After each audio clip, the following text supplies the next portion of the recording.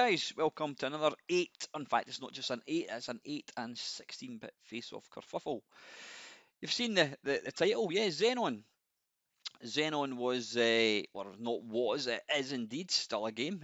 It's a vertical scrolling shoot 'em up.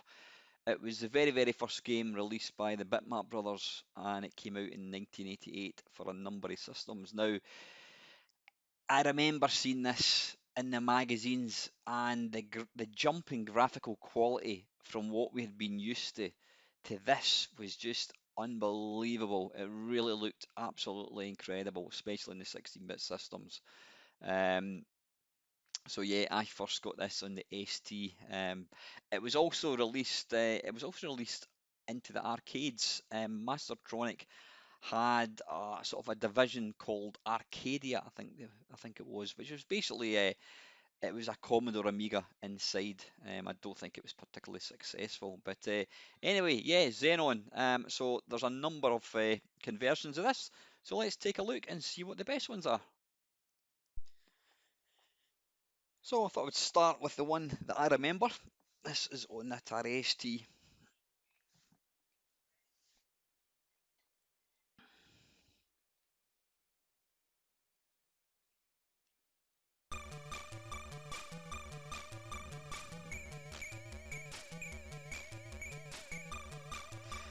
Yeah, even stuff like that, little samples, voice sampling, even digitized kind of graphics like that with that guy's head. You know, coming from an 8-bit machine onto this, it really felt like a jump in technology. And I mean, I think even now this game still does look mega impressive. Now there's one thing that does annoy the hell out of me with this game is to morph between, you can basically pilot a plane like you're doing here, or you can pilot a sort of ground-based tank thing. I don't know what exactly it's meant to be. Now the way you swap is by waggling the joystick, but as you'll probably notice as I'm playing this, it will sometimes change at the most inopportune moment. You don't want it to change, and it does. I don't think there's any way of overriding it. I don't think you can turn it off at all. It would have been handy if you could have changed it by pressing a key, maybe pressing the space bar, something like that. Or even, I don't know, holding the fire button in something. But yeah, you'll probably see here as I'm playing it, it'll change when I don't want it to. But yeah, it's like that. It's a lovely looking game. It sounds good, and I think it looks amazing. It really does.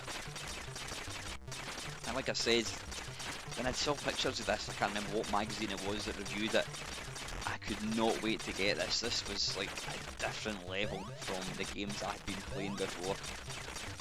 Now, it is difficult. It really is. I don't know how many levels were in it. I don't think I'll be lucky if I got to level 2, I think. No, I'm not a big Bitmap Brothers fan. I mean, they brought out other games. They brought out Xenon 2. They brought out Gods. They brought out Magic Pockets. Obviously, Speedball 1 and 2. None of these games Chaos Engine, obviously. Whilst the games were beautiful to look at, I never really felt that the playability matched up. But I did like this game. This was probably my favourite Bitmap Brothers game, which was, again, as I mentioned earlier, it was their very first one. So you can see there you've got numerous power-ups. Down the bottom right, it shows you kind of what you've got.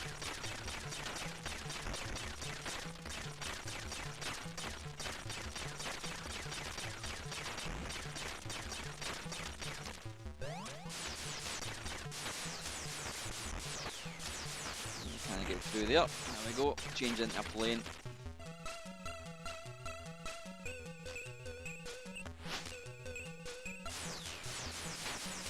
But yeah, the Bitmap Brothers games were very distinctive. They just had, their graphics were a different level as far as I was concerned from really what was out there.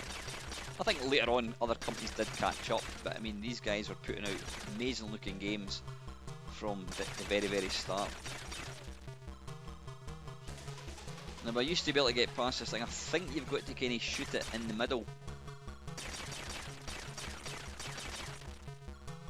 I have to say, I was never a fan of the sound chip in the Atari ST, but I've got to say, I think I think the music in this is actually very, very good.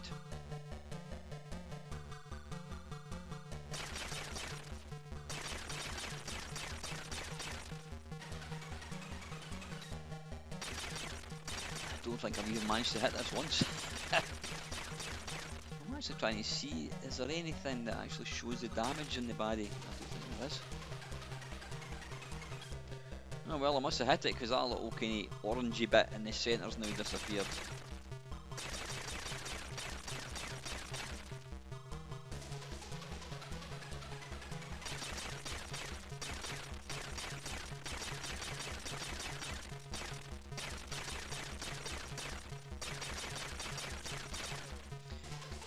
I actually just realised the little sort of ground-based thing you control looks awful like your ship out of your iridium.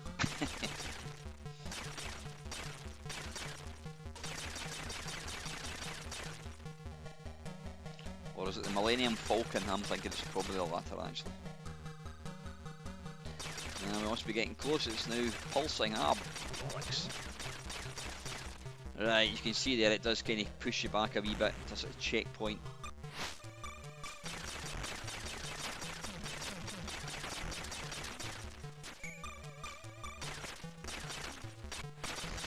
And you'll see with Atari ST, you've got the music, but when you're firing, you lose the music, which is a wee bit annoying.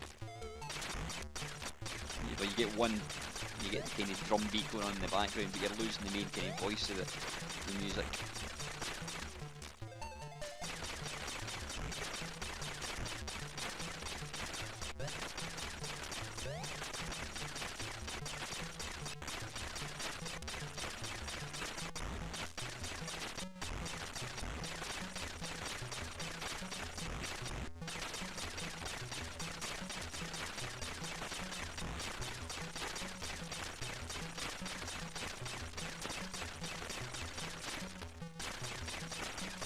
Right, let's give it one more go, I think, if we can, before we move on.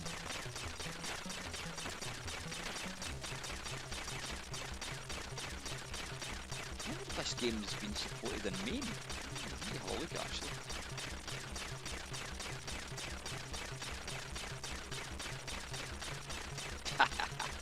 Right, anyway, let's move on. That is Atari ST one. Right, this is the first of a few 8-bit versions. Now I have to admit, I didn't realise this game came out for 8-bits. I thought it was purely the 16-bit machines.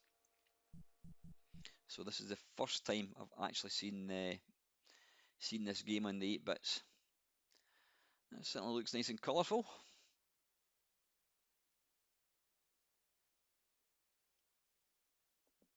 Listen to that sound, that is very, very authentic.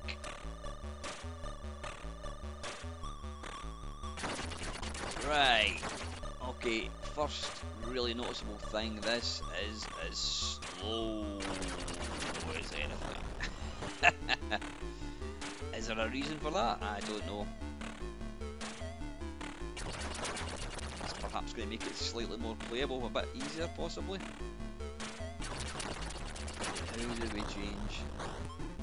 Right, it doesn't appear waggling in... Oh, what happened there?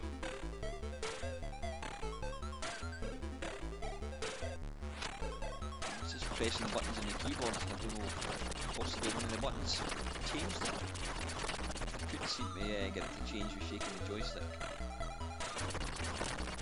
You know, graphically wise, this is actually not bad.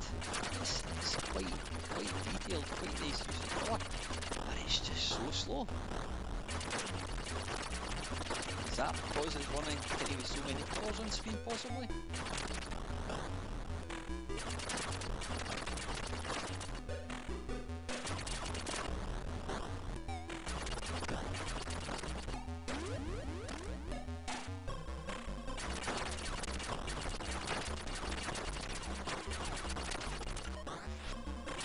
Scrolling isn't bad. I mean, it's not silky smooth, but it's, you know, it's definitely passable.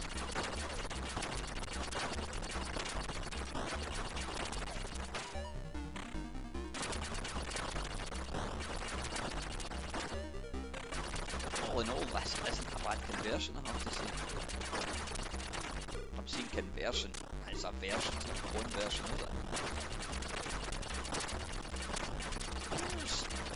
I think it does look really, really nice. And I think you would get used to the speed of this. Because if anything, it probably does make it slightly easier, which is not a bad thing because this is a difficult game.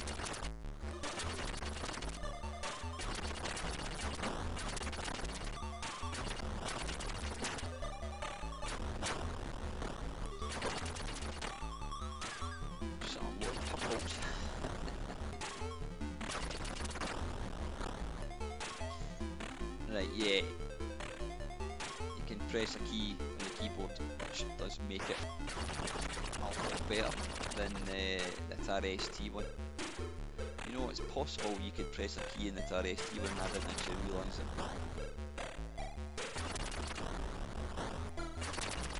Yeah, I mean, look at the explosions, look at the UC curve. It's really nice.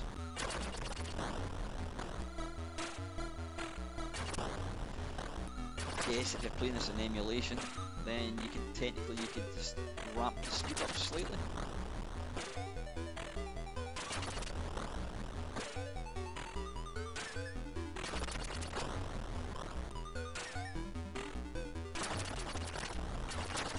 Yeah, it is excruciatingly slow though. Excuse me, it'd be interesting to actually know why that was.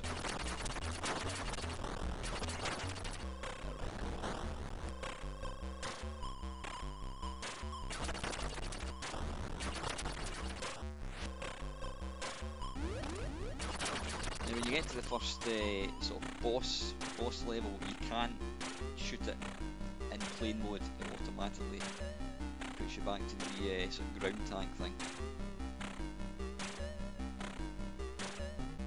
Again, that looks not bad, look at the bikini colour that's going into that thing, it's actually quite nice.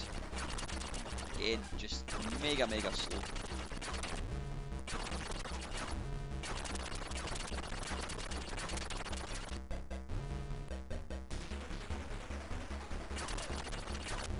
It's making a noise when I blast it. I don't know whether I'm actually destroying it because there's not any energy bar at all to actually show if you're hitting the thing.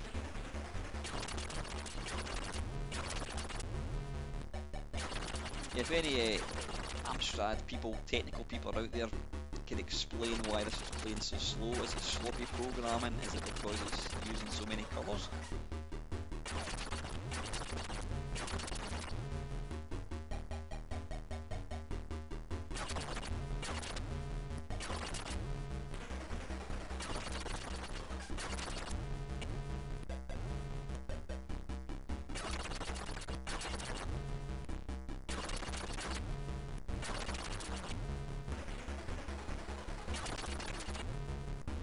I don't think shooting that in the side is anything. I think you've got to try and shooting that wee tiny gap in the middle.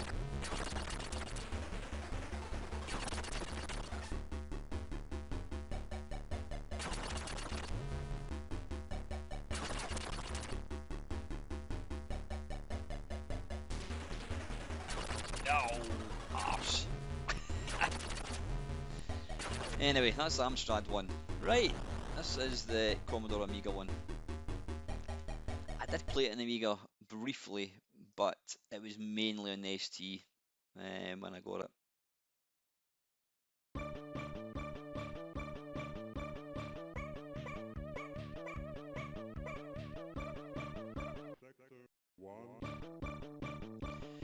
Now, one thing right away that you'll probably notice is the fact that the Amiga can have music and sound, which is quite good. Obviously, it's got more powerful sound hardware than the ST. Graphically, it maybe looks slightly more polished on the Amiga, possibly. I think you really need to see them side by side. If there is any difference, it is minuscule.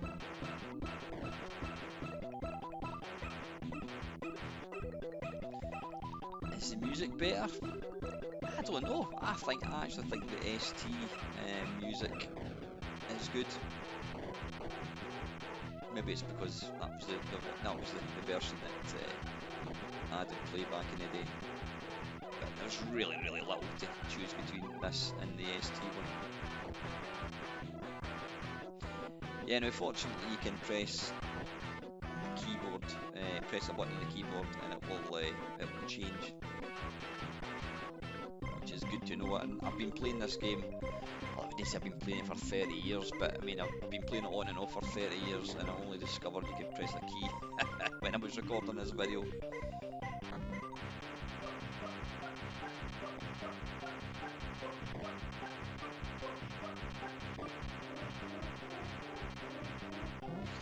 It's interesting, for a vertical shmup, it scrolls very slow. I'm not aware of any other shmup that scrolls quite as slow as this. It's not a bad thing because it's quite a tactical game. You know, you have to kind of carefully pick whether you're going to have the sort of ship or the tank thing.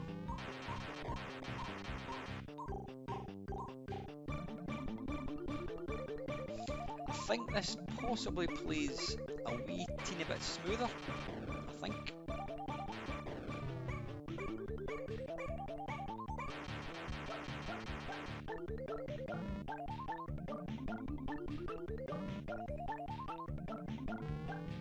The music is nice. Don't know who did the music actually.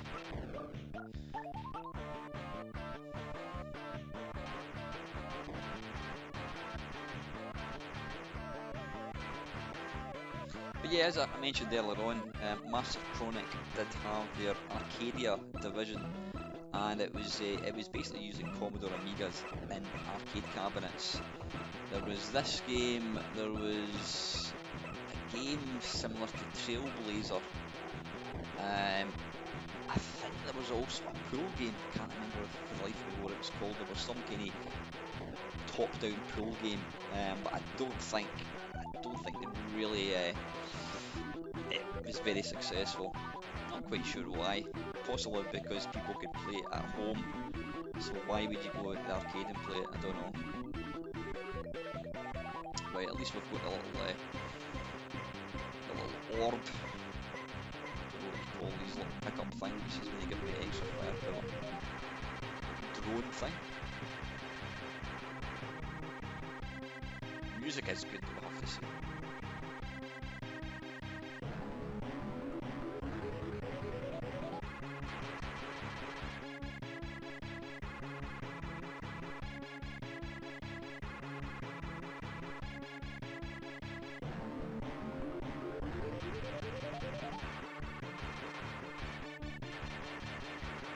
Yeah, if this game played any quicker, it would just be impossible to play, so I think the fact that it does play quite slow probably does help it. Come on, if I managed to hit it at all, I think I've hit it a tiny wee bit. It's actually a game I wouldn't mind getting back into now that I realise you can press the space bar or press one of the keyboard buttons to change. It's a nice game. I might actually start playing it. That's no use, Al. You've got to get right in that little gap.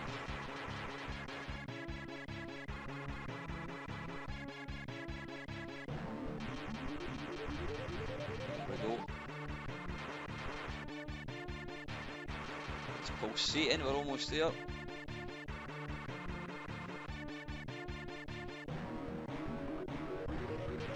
Yay! At last. Right, we'll just play it for a wee bit.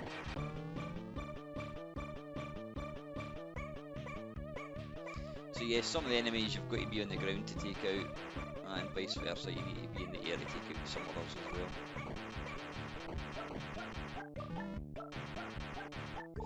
The use of bas relief in this game is really nice. That was, I think the first game that I saw that kind of used bas relief was probably, I was going to say Uridium, but I think Cad-Cam Warrior was an earlier game that used it, not quite to the same extent. I says, and then obviously Andrew Greyroot brought out Uridium, which really used it big. So we had Paradoin as well, obviously used it. But this is a really nice use of it. See, I've got some decent. See, it's annoying you can't shoot that. So you've got kind of baddies coming at you in the air and in the ground. Right, okay, there.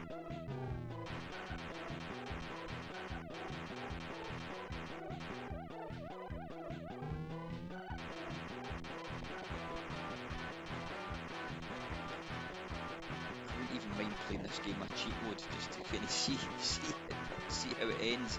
So I don't think I've ever actually got off this level. I think it's probably about the furthest I've got, which is a shameful admission considering how long I've had the game.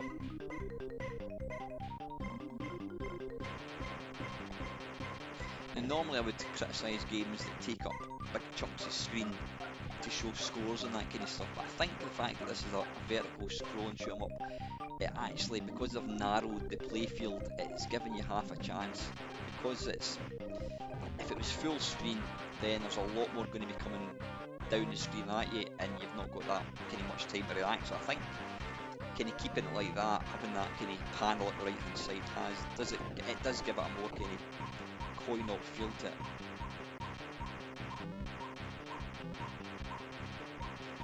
Well, if this is level 1, it's bloody long.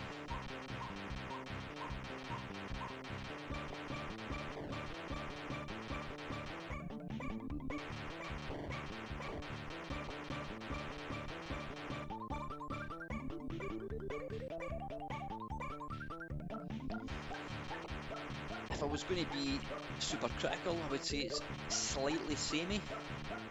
Not a whole lot of variety. Certainly in like level 1, it's the same baddies, the same things. The actual baddies that kind of come down the screen are all sort of fairly simplistic little sprites.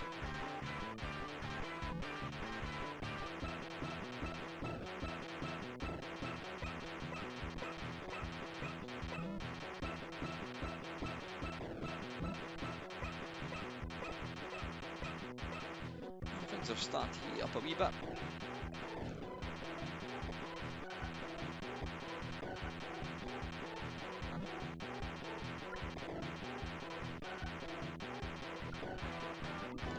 A bit of vulnerability there, that would be handy. And what we get into another boss.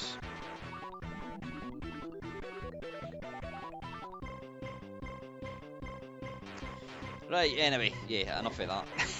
That was the Commodore Amiga. Right, MSX. Now the MSX tends to get a lot of ports that look identical to the Spectrum. I think they use the same Z80 chip. What I do like with this one is it's got some decent sound.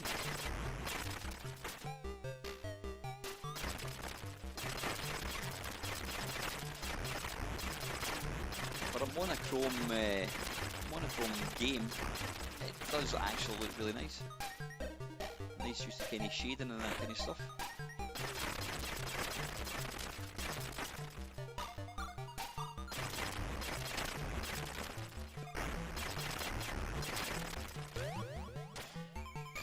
Now, what I like about this one, it uses two fire buttons. One changes, obviously one's a fire button, so that does help to make it a wee bit easier to play.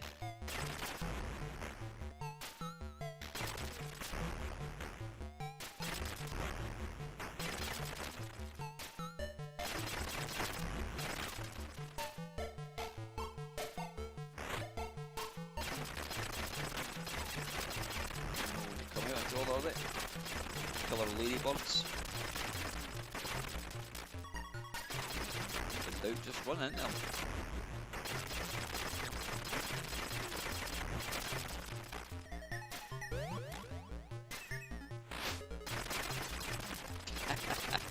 Like that, and then die.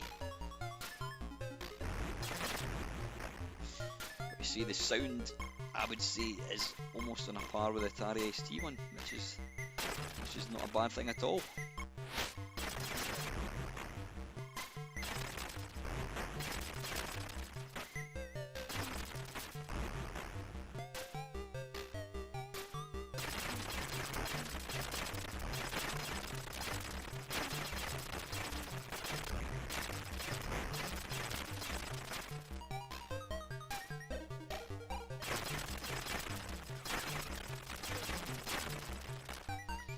Now, as you can see there, you don't have to destroy everything. I mean, you can technically just try and avoid it. Because some of these little ground-based ones are a pain in the arse to actually kind of kill. But they will keep kind of following you up the screen. Or not.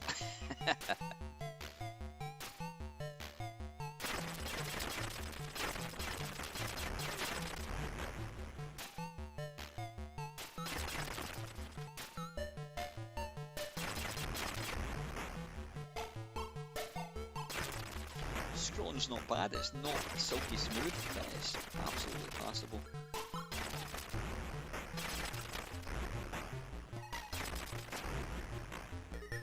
I never actually knew anybody that owned an MSX. Obviously MSX, the whole point of MSX was it was a universal platform, so multiple companies would make their own version, and it meant that you had, I don't know, a Sony MSX, and then you sold it and you got a Panasonic one or whatever. The software was all 100% compatible, so it was a nice idea, a bit like sort of agreeing a format of videotape. But yeah, it never really took off, which is a shame. Though there again, there's something nice. That's what I liked about the early days of computers. Having all these different systems, different computers with different strengths and weaknesses, it made it real interesting.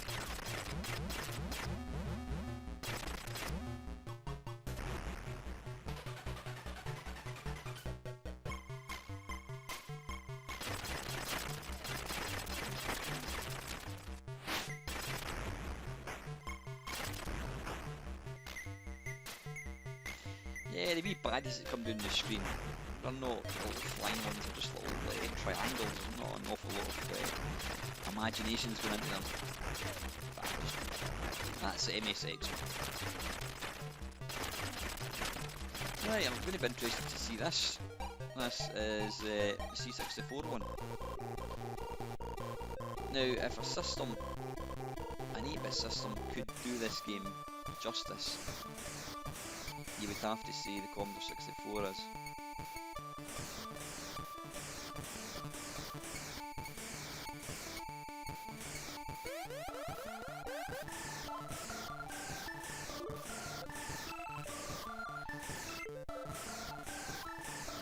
It's not bad.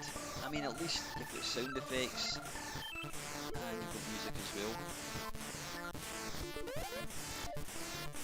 And at least this one's got good scrolling.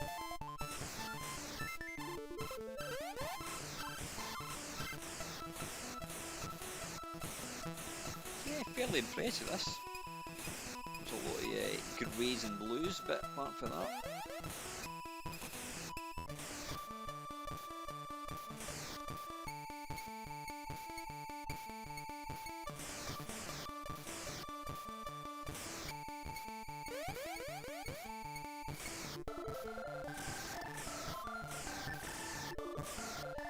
Yeah, you don't really get any explosions when you destroy the little bases that you did in the Amstrad one. Maybe that's why the Amstrad one ran so slow, I don't know.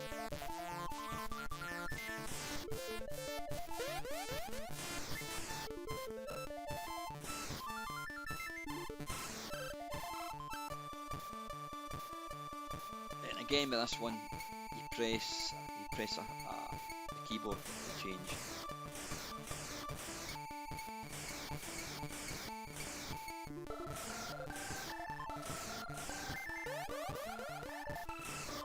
The fact that you can't accidentally change is good,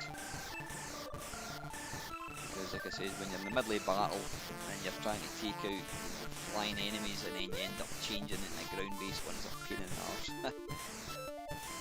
Now probably this one's got the actual firepower of the little tank, or not the tanks, the little tower things. There's a lot more bullets coming out.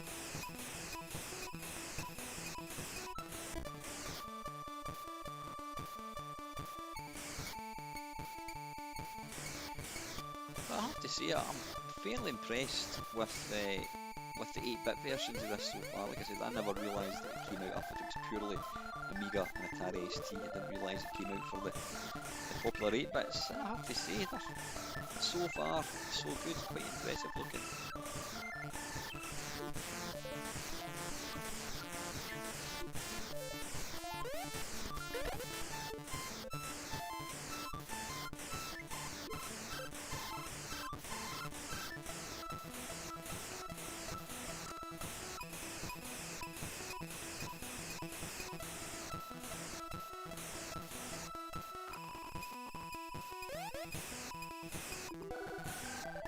If you get different music on a different level, never find out probably.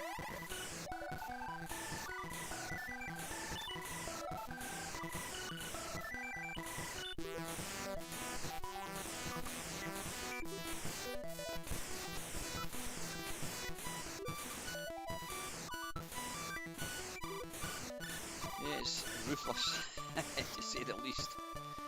It takes no prisoners.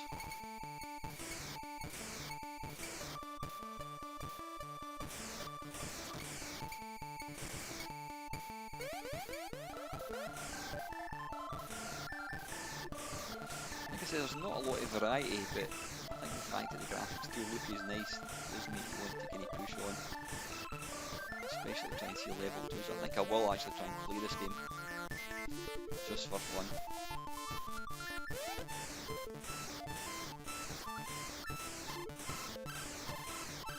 You need to keep your F up, which is kind of your health. Is that fuel possible? I don't know. When you get hit, you lose your. You see there the right hand side. There's another F. Go one little bar of energy.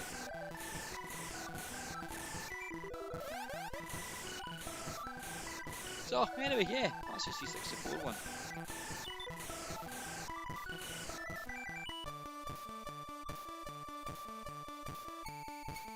And with that, we're on to the last 8-bit version. And this is the mighty ZX Spectrum. Now, if ever a system probably should not do a very good version of this, it's probably going to be the Spectrum, just because of the complete lack of colour. But wow, that does look nice. It's obviously the fact that it's only got kind of 2 colours, the cyan and black, it's obviously running as a kind of higher res. That does look impressive, and even the scrolling, I have to say, it's not silky smooth, but you know, go the Spectrum. Again, you can just hammer the keyboard and you'll change.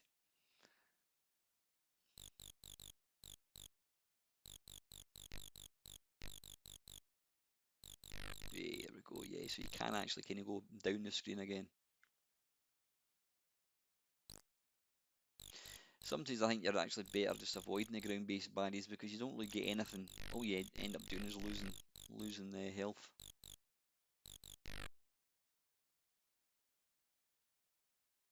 I don't know how many levels this game has. I don't know if the 8 bits have less. I don't even know if they're multi-load or not. I'd imagine they would be.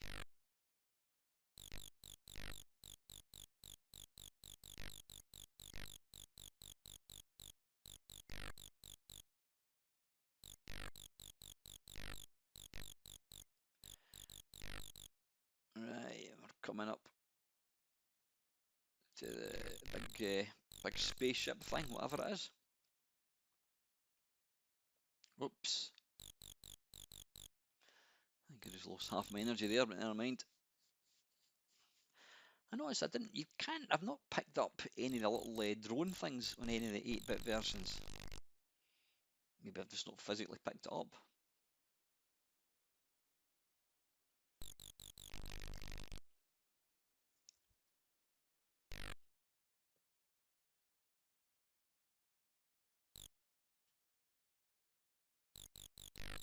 Ah, I just noticed I was able to drive over that in the little tank thing. Oh, wait a minute, it's because these were they were kind of ground place ones. They weren't up in a little sort of platform like these ones are.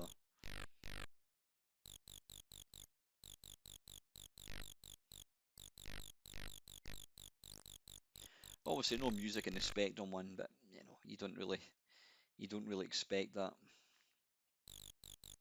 And if doing away with the music allows this to play a bit quicker and smoother, then you know, I'm all for that.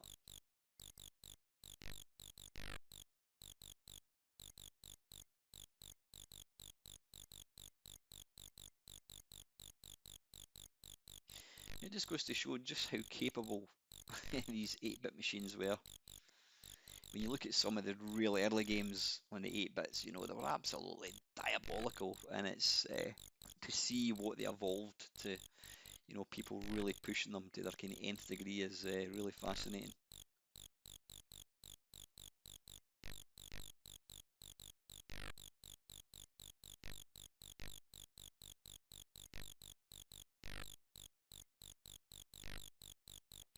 And I think the fact that this is only using 2 colours, it must have taken quite a bit of time to do the graphics or to do the kind of shading and that kind of stuff. It does look really nice.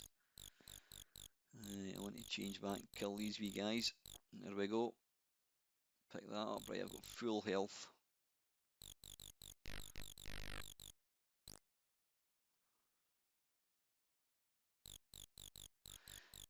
And obviously, because it's kind of monochrome, trying to kind of see the bullets can be a wee bit tricky. But that's always been something that's kind of plagued the Spectrum. It's not too bad. I think because it's a bit slower to play as well, you can make them, or you can make them out, I should say.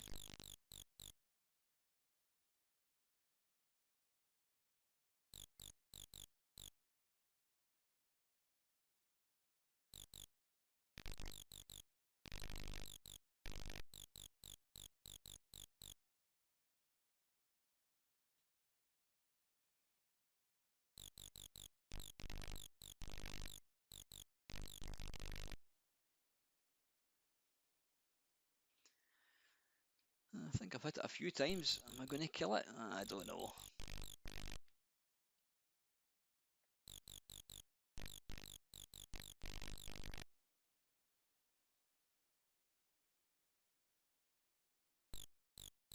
Oh, it's flashing, it's flashing. Well, it was flashing.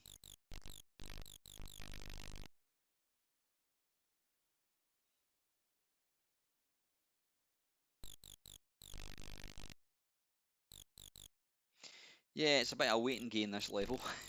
It's not exactly fast-paced.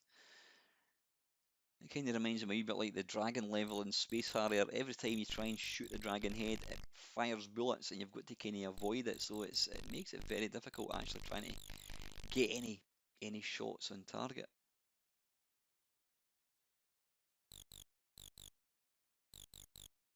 Oh, arse. Anyway, that's the ZX Spectrum. Right, the last one. This is MS-DOS. Now, I've never ever seen it on the PC.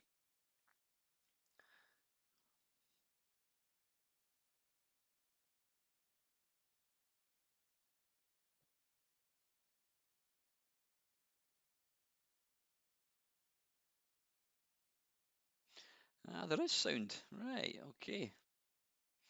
Right, no music.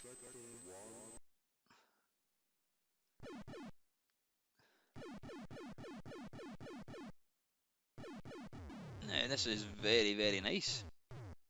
Yeah, this is not, if anything, this is probably playing a wee bit faster than the Amiga and the Atari ST. Playing a bit smoother, actually.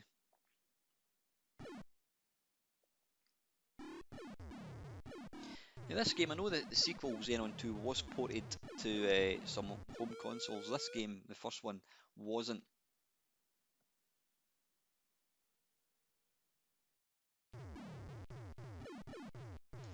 And again, you can just swap between plane and tank just by pressing one of the keys.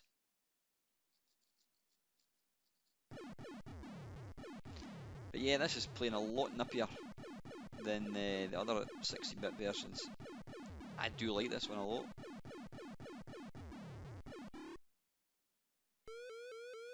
There's really no slowdown at all.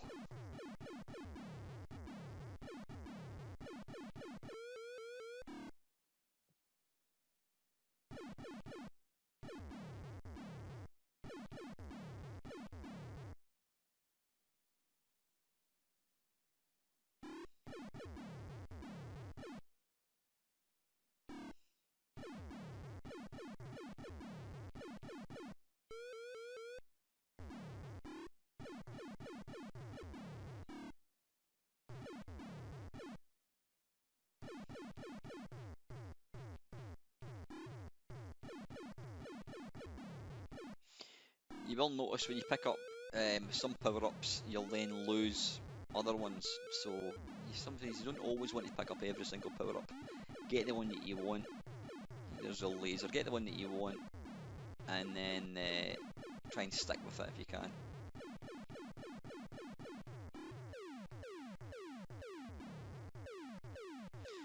Yeah, this definitely plays a lot quicker.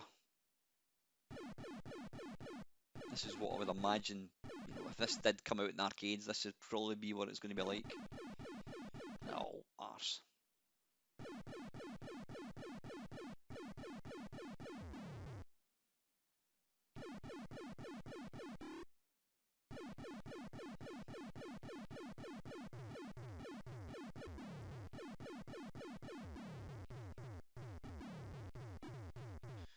There's a lot of bullets.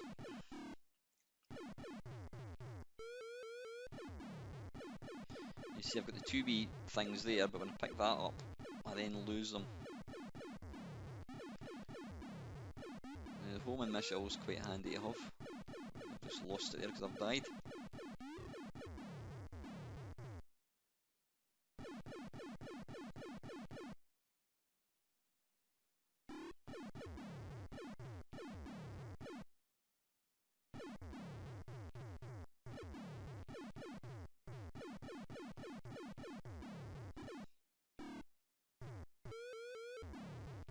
Ah, balls. Anyway, yeah, listen, that is it. That is the last version. That's MS-DOS. Right, let's do a little summary. So, yep, the versions we've looked at the Spectrum, looked at the C64, Amstrad, MSX, Atari, ST, Amiga, and DOS. C64, it looked nice. It looked nice, had decent scrolling, had decent sound. Probably the graphics are slightly blockier looking than other 8-bit versions. The Amstrad one did look nice, an awful lot of purple. The biggest thing for me though, it was just probably slightly too slow, which is a shame. Spectrum one I thought was fantastic. It was, yeah, there was a lack of colour, there was no music at all, but it plays well, and you know the scrolling wasn't bad at all. MSX, really not much difference between that and the Spectrum one, and it had some music. Atari ST, a good version.